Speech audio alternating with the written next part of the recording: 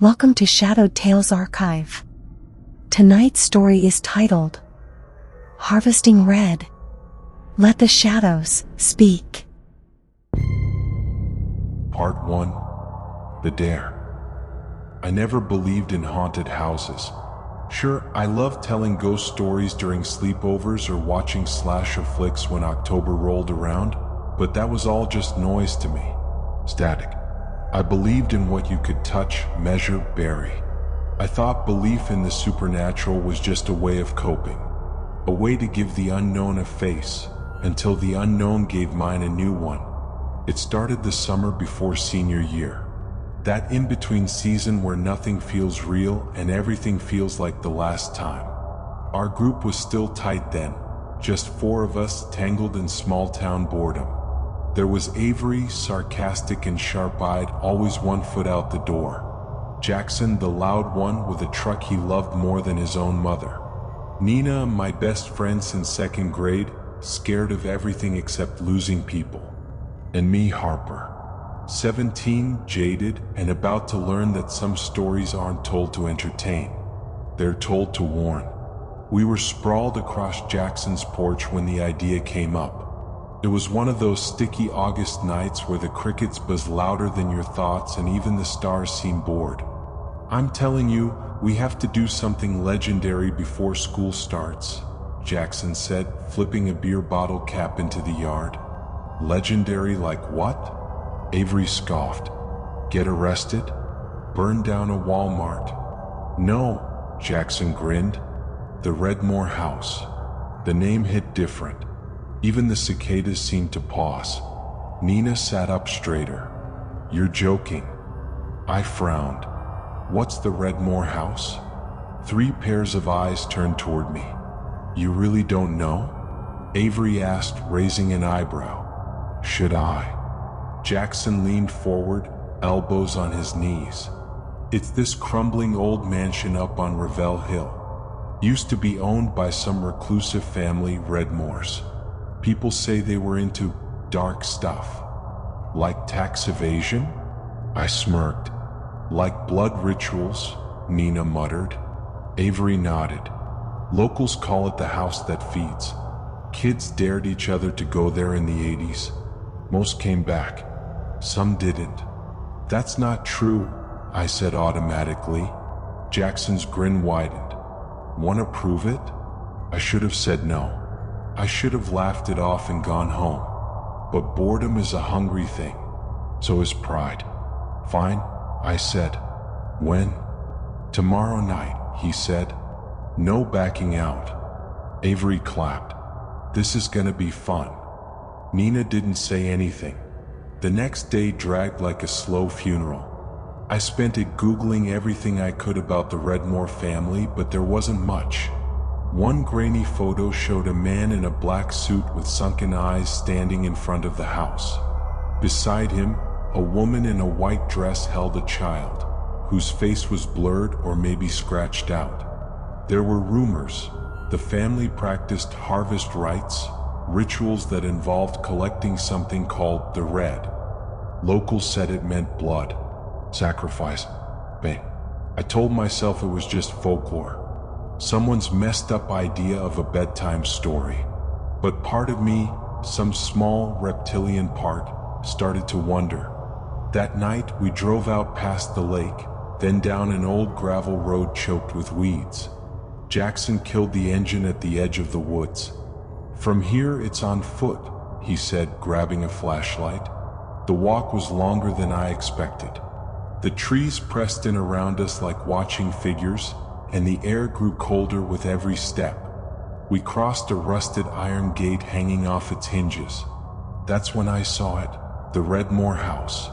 It was huge and rotting, 3 stories tall, with boarded windows and a collapsed porch. It looked less like a building and more like something trying to hide under its own decay. Who wants to knock? Jackson joked. Avery walked right up to the front door. Locked. Surprise, surprise. There's probably a side entrance, I said. We circled the house, flashlights sweeping through the darkness. That's when I saw it, a girl. Just for a second. pale dress, long dark hair, standing by the edge of the woods, holding something small and limp in her arms. I blinked and she was gone. "Did you see that?" I asked. "See what?" Nina whispered. "I think, never mind." No one else said anything. We found a broken window near the back. Jackson helped us through one by one. Inside, the air was thick and sour, like old meat left in a sealed trunk. The walls were covered in old wallpaper that peeled like burned skin. Faint markings peeked through beneath it, symbols drawn in something rust-colored. We stuck together, moving slowly. Each step felt like stepping deeper into someone else's memory. "Let's split up," Jackson said. "More ground that way." "Have you never seen a horror movie?" I hissed. He grinned. "That's the point." Avery rolled her eyes. "We'll check the upstairs. You two take the basement." Of course we got the basement. The stairs groaned under our weight. Nina gripped my arm. "Maybe we should go back." "It's just a house," I said, even though it didn't feel like one. The basement door was closed. When I touched it, it swung open on its own. A staircase led down into pure black. Nina hesitated. "I have a bad feeling." A scream cut through the silence. It came from upstairs. We bolted back up, calling out for Avery and Jackson. No answer. Then we heard it again, this time lower. What? Like something was chewing. Nina backed up against the wall, shaking. "Do you smell that?" she whispered. "Rot. Copper. Decay." My flashlight flickered. In the hall ahead, something moved. A shape. Tall. Wrong.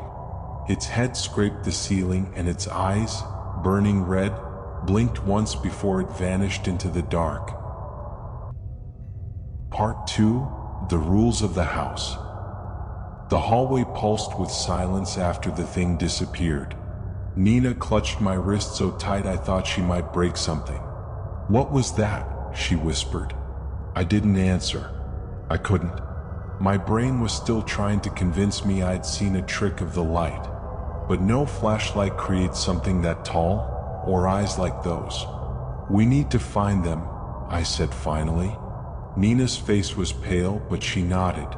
We crept down the hall, stepping over shattered picture frames and strange, wet stains that looked too red to be rust. At the end of the hall was a door hanging slightly ajar. I pushed it open. Inside was a bedroom, or what used to be one. The furniture was tiny, child-sized. An overturned rocking horse sat beside a cracked mirror. Paintings lined the walls, but they weren't cute. Not cartoon animals or castles. These were people, twisted, red-streaked, faceless.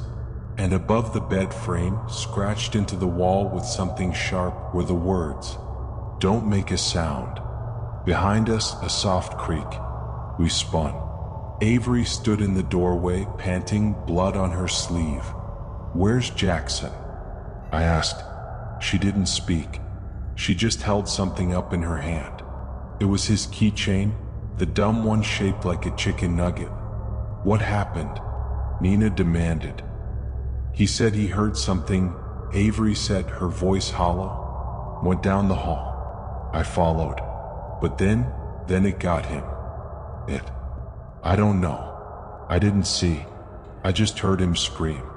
Then this whispering started from all over the house, like it was in the walls. A thud came from somewhere upstairs. Then footsteps, slow and heavy, like someone dragging wet laundry through the attic. We ducked back into the hallway and shut the child's bedroom door behind us.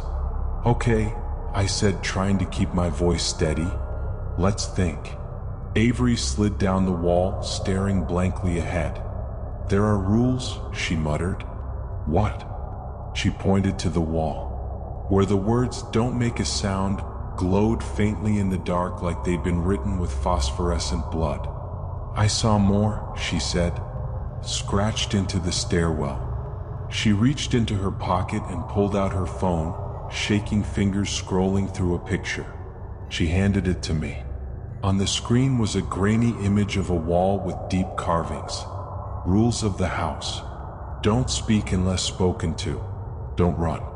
It makes you bleed faster. Don't open the basement. You still hungry? If the girl smiles, don't smile back. When they whisper your name, pretend not to hear. If you break a rule, you join the family. What the hell is this place? Nina whispered. I think I swallowed. It's not haunted. It's alive.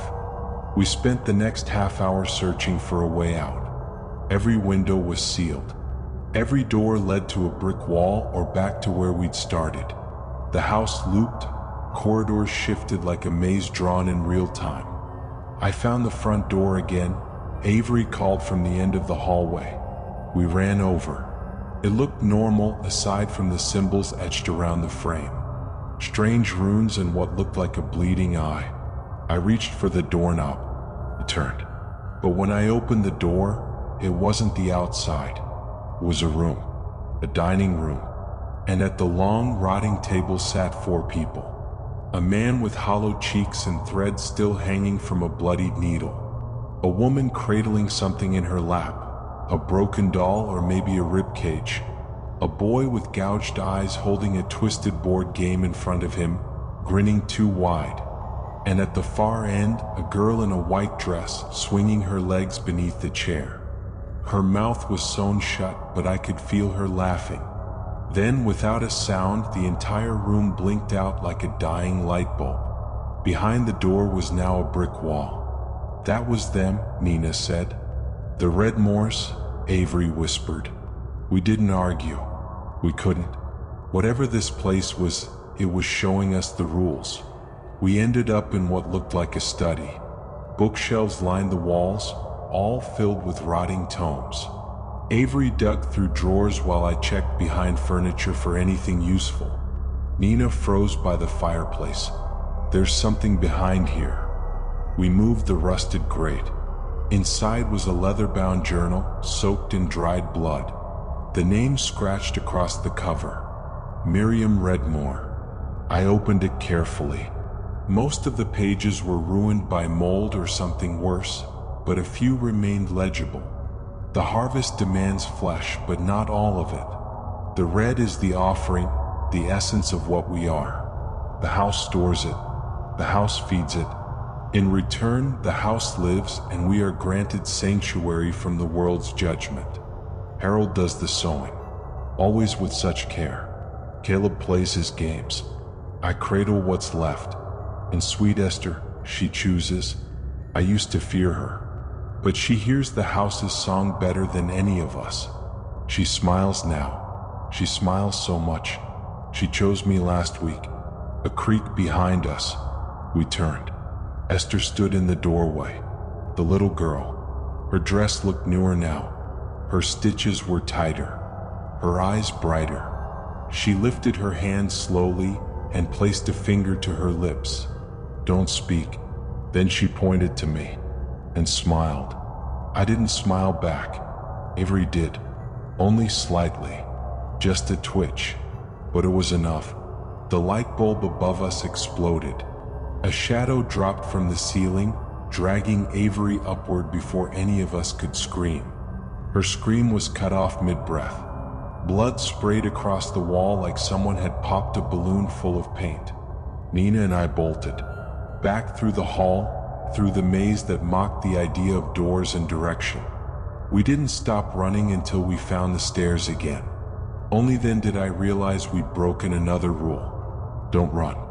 It makes you bleed faster. My nose started bleeding. So did Nina's. Drips hit the floor like little bells ringing out across the silence. Somewhere deep in the walls, we heard the sound of footsteps. Dozens of them. Getting closer. Part 3, Blood Calls Blood.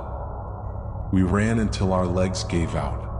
Until the blood from our noses smeared across our shirts and dripped onto the rotting wooden floorboards, leaving a breadcrumb trail that screamed, "Here we are." The footsteps never got closer, but they never stopped. Like the house wanted us to know it could catch us anytime it wanted. We barricaded ourselves in what used to be a music room. A cracked piano rested in the center, keys yellowed and warped. Sheet music still clung to the stand, pages torn and stuck together by something dark and sticky. Nina collapsed in the corner, sobbing quietly. I tried to steady my breathing, wiping my face with the least bloody part of my sleeve. "We can't stay here," I whispered. Nina didn't respond. Her hands trembled, her face pale as porcelain. "We'll get out," I said, even though I didn't believe it. "We just have to think." She looked up at me then, eyes wide and glossy. She smiled at me, "Harper." "I know." I didn't smile back. "That's good. That's what the rules said." She shook her head. "No, you don't get it." She smiled like she knew something, like she was waiting. "For what?" Nina didn't answer, because that's when the piano played itself. Just 3 notes. Slow, off-key. Then the lights in the room flickered, and the wallpaper peeled away before our eyes, curling like dry skin. Behind it, carved into the plaster, were more rules, different ones. The inner rules. The piano plays when someone's been chosen. The blood trail is not for you. It's for him. You can't leave until the game is over. The game ends when one remains. Nina whispered, "Chosen?" I didn't want to find out. I stood, yanking open the door, half expecting something to be waiting. Nothing. The hallway beyond looked normal. Well, read more normal. Faded rug, cracked chandelier, that ever-present feeling that the walls were watching. We walked quietly, avoiding loose floorboards. I tried not to look at the paintings anymore. They'd changed. The faceless people were now us. My curly hair, Nina's hoodie, even Jackson's stupid grin. But the eyes in the paintings didn't belong to us. They glowed red. We passed a room that used to be a nursery. Toys were nailed to the walls. Dolls missing eyes, stuffed animals torn open, alphabet blocks arranged to spell words like silence and feed. A small crib sat in the middle. It was moving. I stepped closer before I could stop myself. Inside, lying on decayed sheets, was a tiny bundle wrapped in cloth. A doll, made of hair and skin and teeth. Its eyes opened. They were mine. We fled again. No destination, just away. Eventually we reached the staircase again. But something was different. It no longer led down to the basement. Now it curled up, much higher than it should have. Like the house had grown another floor while we weren't looking. At the bottom step, a note was pinned to the wall with a silver sewing needle. Written in red ink, or maybe not ink, were the words, "She's waiting." We didn't speak. We climbed. Each step creaked like a warning. The higher we went, the less the house looked like a house. The walls were pulsing like veins. Paintings bled. Carpet breathed. And then we reached it. The attic. The door was slightly open, just enough to let that same sickly red light spill out. Inside was different, clean, almost sterile. No blood, no rot. A child's bedroom. Neat, white, untouched by time. A music box played softly in the corner, a lullaby warped by too many rewinds. And sitting on the bed was Esther. Her hair was brushed, her dress spotless. The stitches on her mouth now removed, though the marks remained, angry and pink like fresh scars. She was cradling something in her lap. At first I thought it was a doll. Then it moved. It was a baby. No, not a baby. Something that looked like one but wrong. Its eyes were empty sockets that wept red. Its hands too long, too bony. Its mouth was stitched shut with black thread, but it screamed through the seams. Esther whispered to it, softly, sweetly. Then she looked at me. "Do you know what it is?" she asked. I shook my head. She smiled. "It's the first red." Nina stepped backward. Esther stood, still cradling the creature. The red feeds the house, she said. It's always been that way. We give and we are spared. We serve and we are remembered. What the hell is it? I asked, my voice shaking. Esther's smile faded. It's what happens when you break the rules too many times. When your body fails but your blood remembers. She tilted her head. You're close, Harper. The house likes you. It wants you to stay. No, I said, stepping back. I'm not like you. She laughed, soft and bitter. You already are. The baby screamed again, louder this time. The walls trembled, and from below we heard the house roar. Not a sound of pain, a sound of hunger. Esther walked toward me. Only one gets to leave, she said. It has to be you or her. She looked at Nina.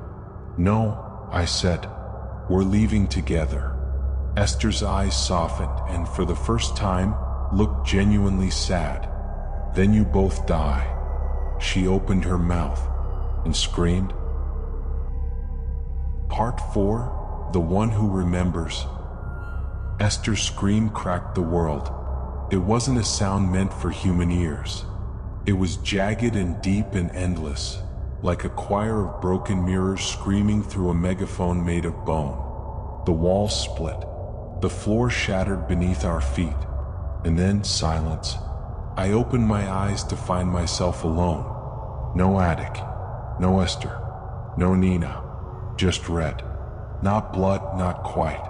The walls pulsed like muscle. Every surface was alive, breathing, flexing like lungs soaked in rot. Thin strings of tissue dangled from the ceiling like veins, swaying in a rhythm that matched my heartbeat. The air reeked of iron and old salt, like a butcher's table that hadn't been cleaned in a century. And far ahead, a single hallway stretched endlessly forward, vanishing into a dark red horizon. I had no choice. I walked. The hallway whispered, not in words but in thoughts that weren't mine. You shouldn't have come. You broke the rules. You belong to the house now. No, I muttered. I'm not one of you. Yet you bled. Yet you ran. Yet you stayed. The whispers grew louder. Faces began to emerge from the walls, pale, eyeless, mouths sewn shut but still screaming. Some I recognized. Jackson, Avery, and behind them, others. Dozens, hundreds, all stitched, all watching. Then I saw her, Nina. She stood at the end of the corridor, shaking, her face streaked with blood and tears. Nina. I screamed, running to her. But when I reached her, she didn't move. Her eyes were glazed, her lips trembling, and she whispered one word, run. A clawed hand erupted from the wall beside her and dragged her screaming into the dark. I lunged, but the hallway snapped shut like a wound healing too fast. My fists beat against the flesh wall until they bled. Then I collapsed, and I cried. The ground beneath me shifted, not down, not up, but inward, like I was falling through memory. Suddenly, I wasn't in the hallway anymore. I was in a dining room. The same dining room from before, but it was clean now. Bright, real. Candles burned on the table. Silverware glinted. And the Redmore family sat in their chairs. Harold, Miriam, Caleb, Esther, alive, normal, smiling. They turned to look at me and spoke in unison. Do you remember your place? I stepped back. This isn't real. Harold stood. His face melted slightly, like wax held to a flame. Memory is the root of the red, he said. You remember pain. That's why the house likes you. I'm not like you, I whispered. Miriam stood next. Her apron bled down the front. You carried grief for too long, she said, and you buried it like all good daughters do. I froze. What? They stepped closer. You've lost before, haven't you? Caleb asked, his voice still childlike but laced with static. A sister, small, Sick. Gone. No. Esther giggled. Yes. I backed away. That's not part of this. That's not part of this. But the room faded again, and I was back. Not in the red corridor, not in the dining room, but in a hospital room. Cold fluorescent lights buzzed overhead. On the bed beside me lay a girl no older than 10, bald, pale, tubes in her arms. My sister, Mia. She turned her head slowly. Are you going to forget me too, Harper? Tears filled my eyes. I never forgot you, I whispered. But you buried it, she said, and when she smiled, I saw stitches. I woke up screaming. Back in the house again. Back in the attic. But everything was wrong. The bed was covered in bones. The wallpaper crawled with shadows. Aunt Esther sat in the corner, holding a mirror. She turned it toward me, and I saw myself. Only, I wasn't me. My eyes glowed faint red. My skin pale and cracked. My mouth stitched. I told you, Esther said softly. The house wants you. I stood trembling. Why me? She looked sad again. Genuinely, heartbreakingly sad. Because you carry so much red inside. Guilt, anger, loss. It called to the house. It feeds on pain that lingers. Blood is just the vessel, but memory is the flavor. The floor trembled again. Far below, the roar returned. Closer now. Him? I asked. Esther nodded. The thing in the basement. It was once a man like my father, but he broke all the rules. Gave too much. Took too much. Now he's just hunger. A slow thump echoed through the house, like footsteps made by something dragging itself through sludge. Then help me stop it, I said. Esther looked down at her stitched hands. I can't. I'm not the chooser anymore. You are. What? She handed me the mirror. Inside it, I didn't see myself. I saw Nina, tied to a chair in a room full of bones. Eyes wide, mouth sewn, tears streaming. You have to pick, Esther said.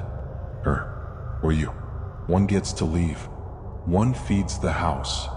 I dropped the mirror. No, I won't do that. Esther's smile returned, but this time it was broken. Then the house will choose for you. The door behind me burst open, and I heard the thing coming up the stairs, scraping, groaning, starving. Part 5. What the House Remembers. The footsteps got louder. Every thud felt like a hammer to my chest. The walls trembled. The attic door bled. I turned to Esther. You said I was the chooser now. She nodded. Then let me choose neither. She tilted her head. The house doesn't offer mercy, only outcomes.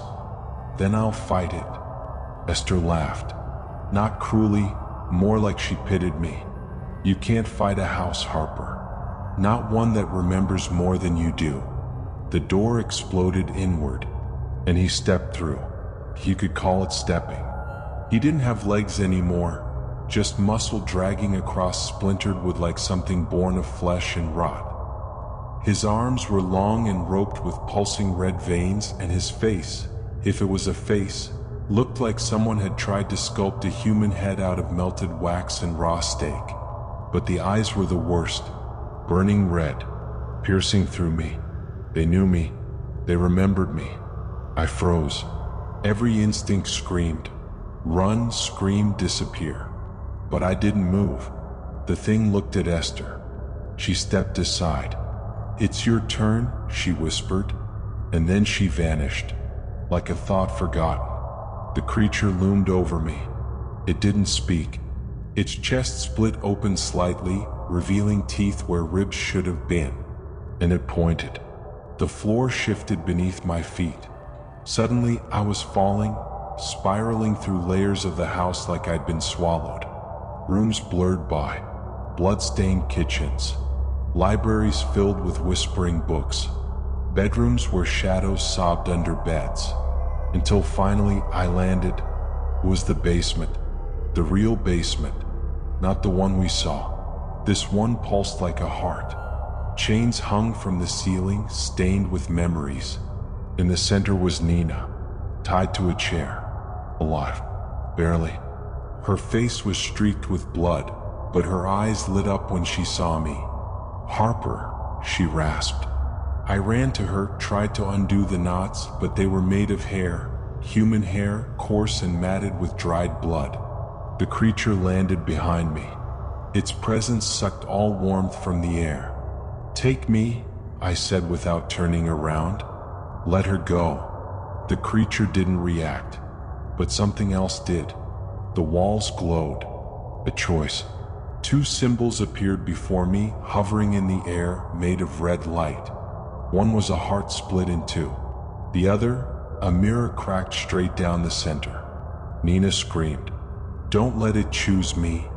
I reached for the heart, and everything stopped. I wasn't in the basement anymore. I was back in my childhood home. The night Mia died. The night I didn't say goodbye. I stood in the hallway outside her hospital room. Mom was crying in the corner. The nurses were whispering.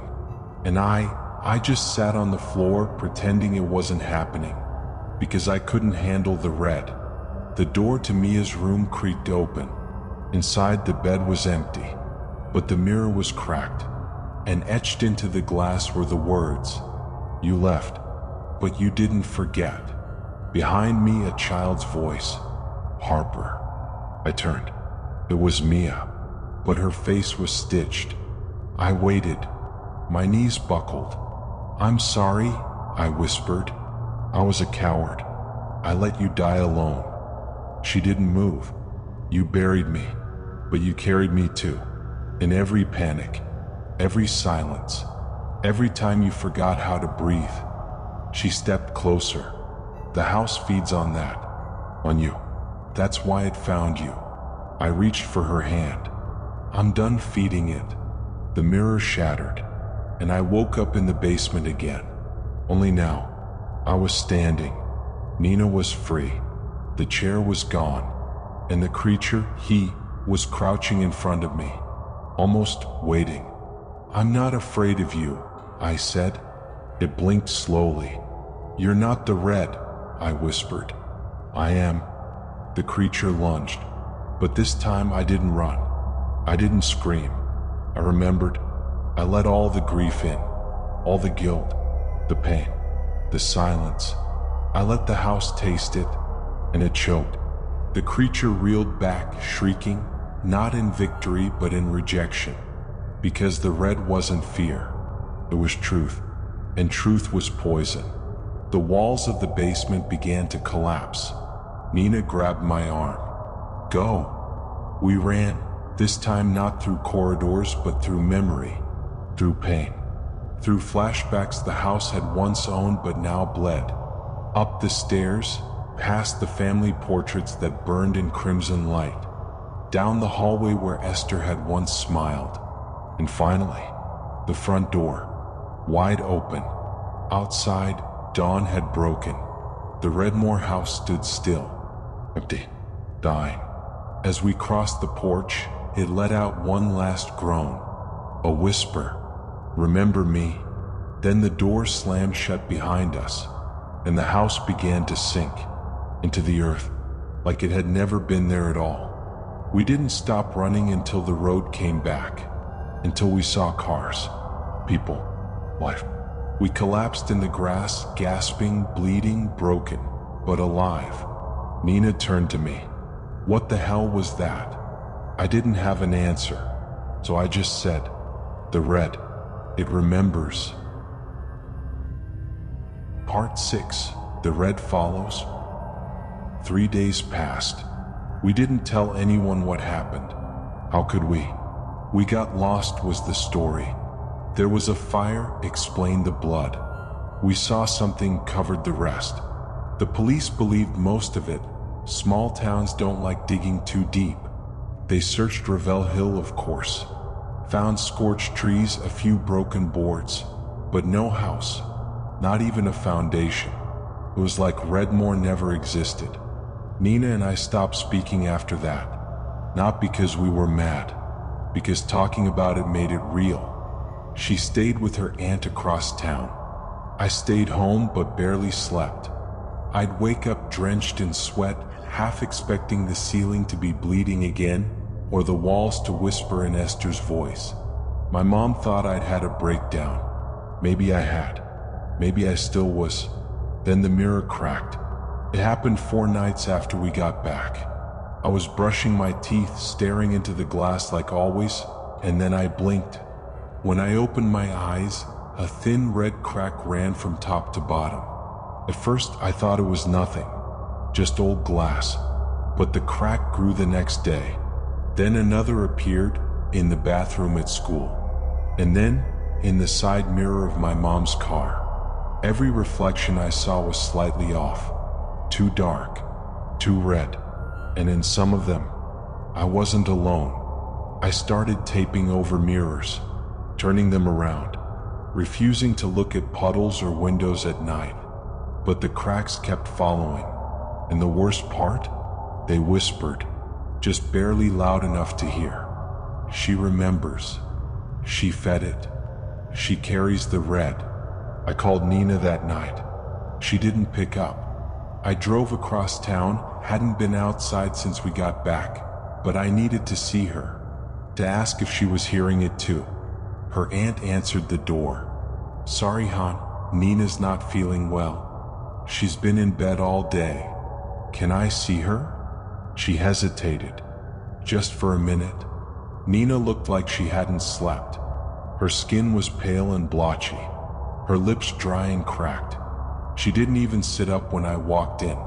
Hey, I said softly. Hey, I had to check on you. She nodded, staring at the ceiling. I hear it too, she whispered. I felt a chill crawl down my spine. Since when? Since that night. Since the house disappeared. What do you hear? She blinked slowly. It's in the walls, in the glass, in me.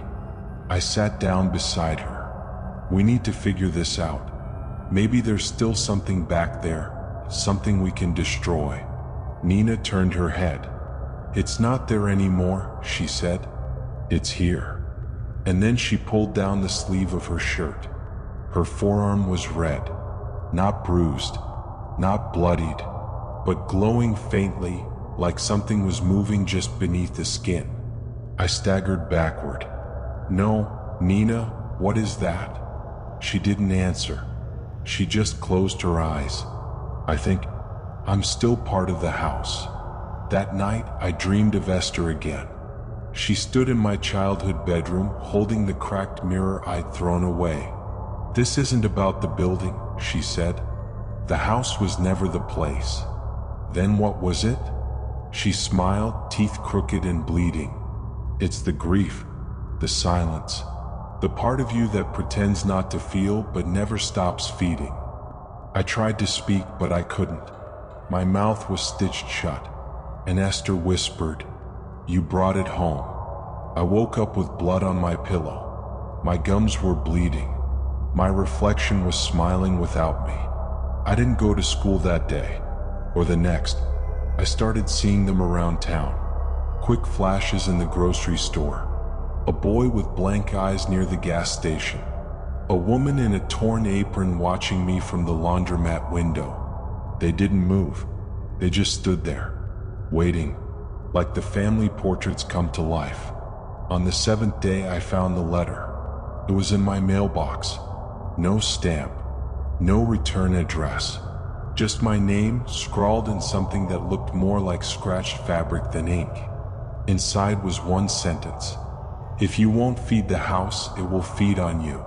I dropped it, heart racing. The page began to bleed. From the words. That night, I heard tapping at the window. Not knocking, tapping. Like fingernails, thin and slow and patient. I didn't look, but I didn't sleep either. The next morning, Nina was gone. Her aunt called me crying. She left in the middle of the night, she sobbed. She took the kitchen scissors. She carved something into the bathroom wall. I drove there. Didn't even put shoes on. I had to see. The police hadn't arrived yet. Her aunt let me through, sobbing into a towel. I stepped into the bathroom and saw it, etched into the tile in jagged, bloody strokes. I am the Red. I ran. Not home. Back to Revel Hill. Even if the house was gone, I needed to know. I needed to face whatever the hell this was. I parked where Jackson once had. Walked the old trail. Past the bent gate. Through the ash and cinders. And there, it was back. The Redmore house. Standing whole. Waiting. Part 7, The Cycle Bleeds. The house was waiting for me. No more illusions. No more shifting shadows. It stood tall again, like it had never crumbled, never bled into the earth, never buried its history in silence.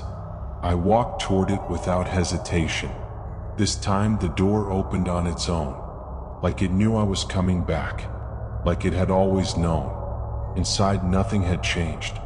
Same rotting walls, same smell of iron and damp wood, same oppressive silence that made your ears feel hollow. Only one thing was different. The portraits. Before they'd been of strangers. Now every frame held me. Different poses, different versions of me. Laughing, screaming, bleeding. One showed me sewn at the mouth, eyes blank. Another, me with red eyes and that crooked smile Esther once wore. One painting was still unfinished. The brush was wet, and the plaque beneath it read, "The one who stayed." I moved forward. Room after room greeted me like old wounds. The living room where Jackson joked. The hallway where Avery smiled back. The basement door, now sealed shut with pulsing red veins. The silence thickened as I climbed the stairs. With each step, the house breathed, not in metaphor. I could feel the wood beneath my feet expanding and contracting, like lungs inhaling guilt and exhaling memory. At the top of the stairs was a single door. The attic, of course. It opened before I touched it. Esther sat on the edge of the bed, swinging her legs. "You came back," she said. Her voice wasn't taunting this time. It was almost relieved. "I didn't have a choice." "You always had a choice," she replied. I stepped inside. "This house, this thing, it's not a place. It's a pattern." She nodded. A wound that doesn't heal. She stood. "And what do wounds do when you pick at them, Harper?" "They bleed." She smiled sadly. "Everyone thinks they're the first. You're not." I frowned. "What?" She gestured to the floor. It peeled back like skin. Beneath it was another floor, identical to the one we stood on. Then another, and another. Layer after layer of rooms, all the same, spiraling downward like the rings of a tree. "In every generation," Esther said, "someone comes. Someone who carries too much red inside them. And the house finds them." She nodded. "Sometimes it lets them leave. Sometimes it keeps them." I knelt by the edge of the spiral. Faces floated up at me. Girls, boys, men, women, all with eyes like mine. I wasn't the first. "No," Esther whispered, "but you're the only one who came back willingly." I stared at her. "Why me?" "Because you remembered." I turned away, shaking. "This isn't grief. It's cruelty." She didn't argue. The music box in the corner began to play, its notes warped and bending time. "You said the house feeds on memory," I said. "Then what happens if I take it back?" Esther blinked. "I don't understand. What if I stop giving it power? What if I stop feeling it?" "You can't," she said. "Why?" "Because you are the feeling." Then something shifted behind her. The mirror, no longer cracked. It was glowing red. It showed Nina, bound to a chair again. But this time her eyes weren't afraid. They were empty. "She's forgetting," I whispered. Esther's voice trembled. "The house doesn't just take memory, it eats it. If you leave her too long, she won't know her own name." I lunged for the mirror, but Esther blocked me. "You don't understand what you're doing." "I don't care."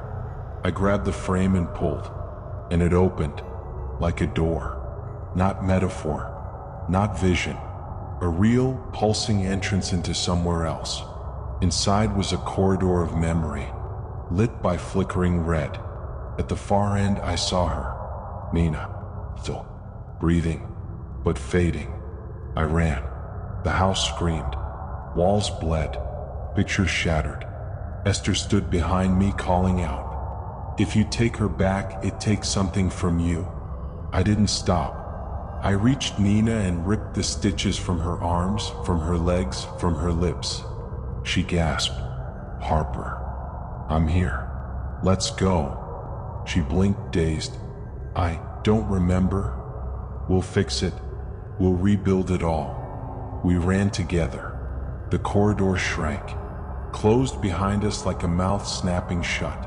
We burst back into the attic, but the house was waiting. Esther stood at the center now, her mouth unstitched, her face older, aging before my eyes. "You broke the rule," she said. "There are no rules," I replied. "Then you'll have to make one." She stepped aside. The creature was back. He loomed in the corner just like before, but this time he looked weaker, like something starving. I stared at him, at myself, at Esther, and I said, "I remember everything, but I won't give it to you anymore." The house screamed again, but it wasn't angry. It was dying. Its breath rattled. Its pulse flickered, and then everything went black. When I opened my eyes, I was in the woods. Daylight. Nina beside me. The house was gone.